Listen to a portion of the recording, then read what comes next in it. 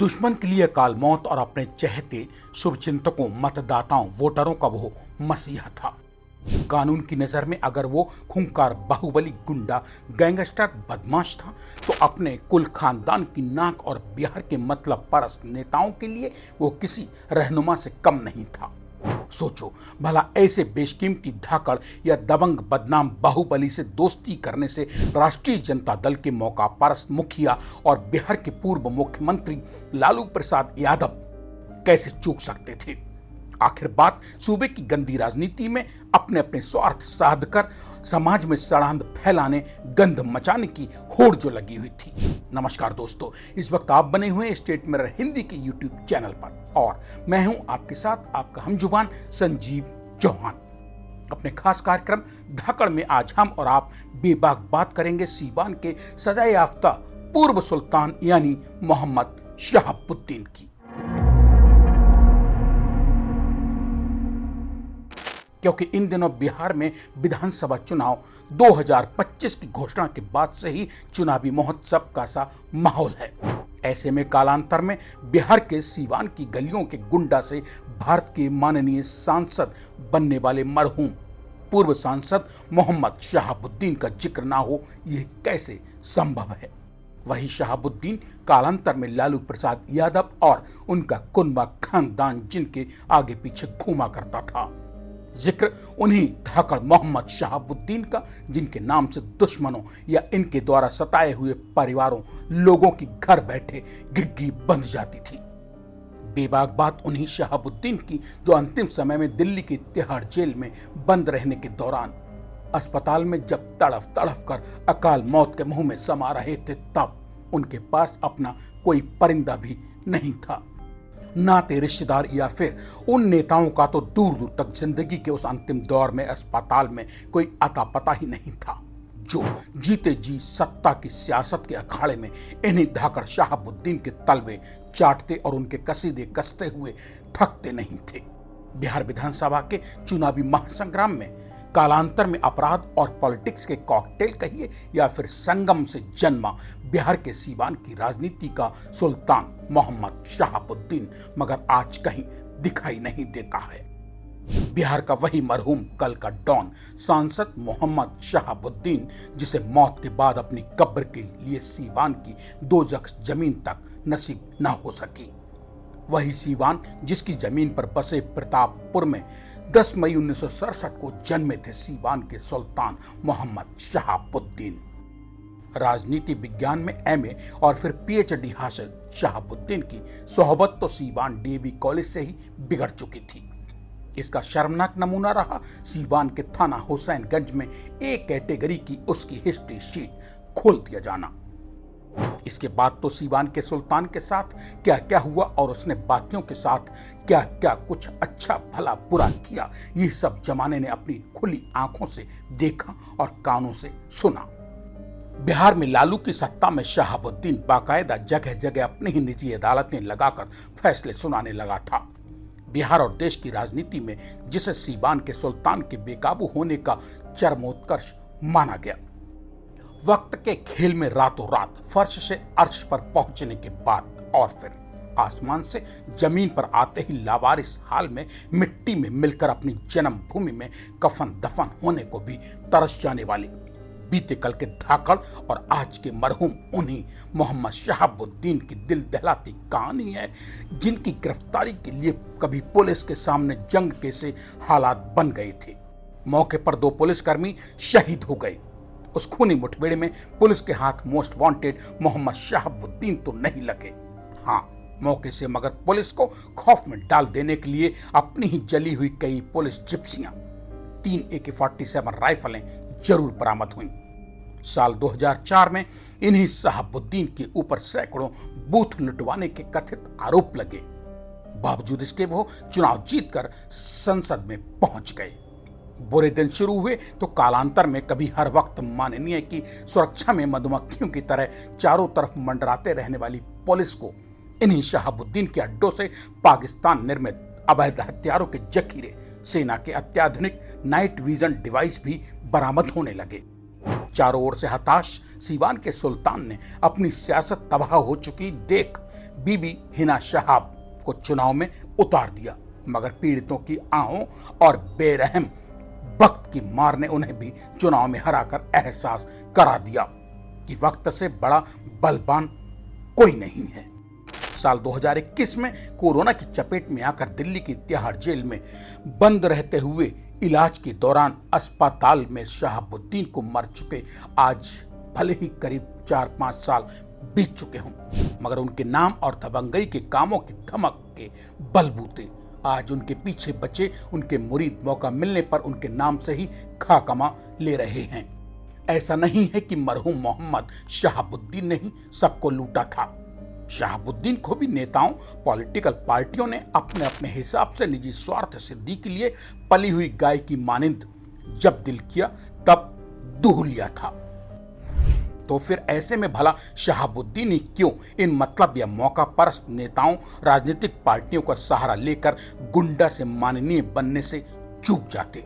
मतलब अपराध जगत के बदनाम धाकड़ दबंग मोहम्मद शहाबुद्दीन को अगर राजनीतिक सरकारी संरक्षण अपनी जिंदगी और अपनी खाल बचाने के लिए चाहिए था, तो वहीं बिहार के तमाम नेताओं ने भी मोहम्मद शहाबुद्दीन को जरूरत के हिसाब से पाल पोस कर पहले बड़ा किया और फिर उन्हें जायज नाजायज तरीके से दूहने में भी वे नहीं चुके। बिहार के मतलब परस्त नेताओं और शहाबुद्दीन का वही रिश्ता था कि तू मेरी पीठ खुजा और मैं तेरी पीठ खुजाऊं। स्टेट में हिंदी के धाकड़ की इस कड़ी में जब बेबाक बात सीवान के मरहूम सुल्तान और पूर्व सांसद मोहम्मद विधायक शहाबुद्दीन की चली है, तो बताना जरूरी होगा कि बिहार से शुरू और देश भर में बदनाम इस शख्सियत का 1990 के दशक में अपराध जगत में डंका बजने लगा था। कानून की नजर इसके ऊपर पड़ी तो पुलिस ने उठाकर जेल में बंद कर दिया। यह किस्सा उस जमाने का है जब भारतीय सेना के रिटायर्ड कैप्टन डॉक्टर त्रिभुवन नारायण सिंह जीरादेही से कांग्रेस के विधायक हुआ करते थे। वे साल 1985 में आम चुनाव जीतकर बिहार विधानसभा में पहली बार एमएलए बनकर पहुंचे थे। उस जमाने में प्रतापपुर, जहां के मोहम्मद शहाबुद्दीन मूल निवासी थे, वो इन्हीं नवनिर्वाचित विधायक त्रिभुवन नारायण सिंह के जीरादेही विधानसभा क्षेत्र में आता था। जेल से बाहर रहते हुए उसी दौरान किसी मामले में सिफारिश के लिए मोहम्मद शहाबुद्दीन जब मदद मांगने इलाका विधायक त्रिभुवन नारायण सिंह के पास गया तो उन्होंने मोहम्मद शहाबुद्दीन को यह कहते हुए भगा दिया कि मैं गुंडा बदमाशों की पैरवी नहीं करता हूं। इलाका विधायक त्रिभुवन नारायण सिंह के उस दो टूक रवैये से खार खाई बैठे मोहम्मद शहाबुद्दीन के दिल में उन्हें नीचा दिखाने की जो आग भड़की, वो जेल की काल कोठरी में भी शहाबुद्दीन को झुलसाती रही। 1990 में बिहार में विधानसभा के आम चुनाव हुए तो बदले की आग में जल भुन रहे मोहम्मद शहाबुद्दीन ने जेल में बंद रहते हुए भी निर्दलीय उम्मीदवार के रूप में चुनाव जीतकर डॉक्टर त्रिभुवन नारायण सिंह को हराकर अपनी बेइज्जती का बदला लेकर आगे पीछे का सब हिसाब बराबर कर लिया। इस तरह से जब एक बार जीरादेही विधानसभा सीट से मोहम्मद शहाबुद्दीन गली के गुंडा से माननीय सफेदपोश विधायक बने तो फिर उन्होंने कभी पीछे पलटकर नहीं देखा।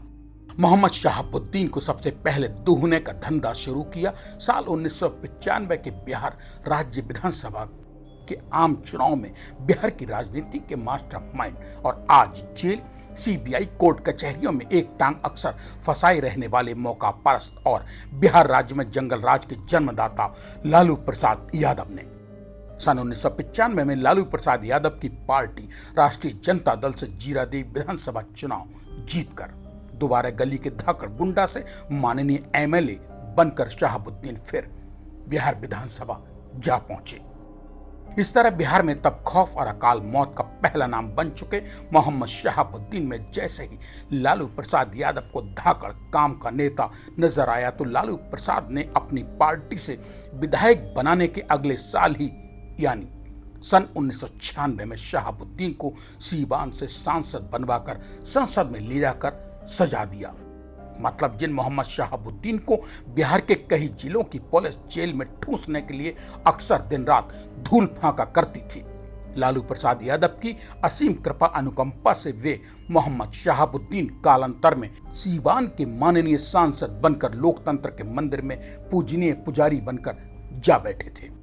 वक्त पलटा तो जिस पुलिस ने कभी मोहम्मद शहाबुद्दीन को गिरफ्तार करके कई बार जेल में ठूंसा था, वही पुलिस अब माननीय हुजूर सांसद शहाबुद्दीन की दिन रात सुरक्षा और हिफाजत में डटी रहने लगी थी, ताकि कालांतर में गली का गुंडा रहते हुए मोहम्मद शहाबुद्दीन ने जिन जिन घरों में तबाही कोहरा मचाया था, वे मजलूम बेचारे सैकड़ों पीड़ित परिवार ऐसे धाकड़ सांसद जी के रोंगटे का भी बाल बांका न कर सकें। ऐसे सुनहरे दिनों को देख और भोग चुके मोहम्मद शहाबुद्दीन और उनके अपनों ने उसके बाद जो भयावह डरावना रूह कपा देने वाला मंजर अपनी आंखों से अगर देखा तो वो था साल 2021 के कोविड काल में दिल्ली के दीनदयाल उपाध्याय अस्पताल में तिल तिल कर घुटते और तड़फ तड़फ कर अकाल मौत के मुंह की ओर बढ़ते हुए तन्हा शहाबुद्दीन की रूह कपाती अकाल मौत का मंजर, ऊपर वाले की बेआवाज लाठी की वो डरावनी मार जिसकी चोटों ने न केवल सीवान के सुल्तान को अपनों से दूर अकाल मौत के मुंह में ले जा पटका, बल्कि अपनी कर्म भूमि और जन्म स्थली सीवान की जमीन में सुपुर्दे खाक तक होने का मौका क्रूर वक्त ने उनके हाथों से झपट लिया। ऐसे बदतर हालातों में उनके साथ न तो अपना खून का कोई रिश्ता सामने मौजूद रह सका, न उनके सिरहाने वो लालू प्रसाद यादव ही या बिहार का कोई अन्य नेता मंत्री थे जिन्होंने ऐसे धाकड़ मोहम्मद शहाबुद्दीन को अपने हिसाब से धोने में कभी कोई कसर बाकी नहीं छोड़ी थी। कैसी लगी धाकड़ की खास कड़ी? कमेंट बॉक्स में अपने मन की बात लिखकर हमें जरूर बताइए। अगर आपके पास भी है किसी धाकड़ की कोई ऐसी ही कहानी तो वो भी कमेंट बॉक्स में बेसाख्ता लिख भेजिए। हमारी कोशिश होगी कि आपके पसंद के धाकड़ की कहानी को भी हम आप तक पहुंचा सकें। जाते जाते स्टेट मिरर हिंदी के यूट्यूब चैनल को सब्सक्राइब तो करते जाइए ताकि घर बैठे आपको अपने मोबाइल पर हमारे ऐसे हर कार्यक्रम की नोटिफिकेशन तो मिल सके। इसी के साथ अब आज मुझे यानी अपने हमजुबान संजीव चौहान को दीजिए इजाजत। धाकड़ की ऐसी ही किसी और कहानी के साथ मेरे लौट कर आने तक कीजिए इंतजार। तब तक का नमस्कार।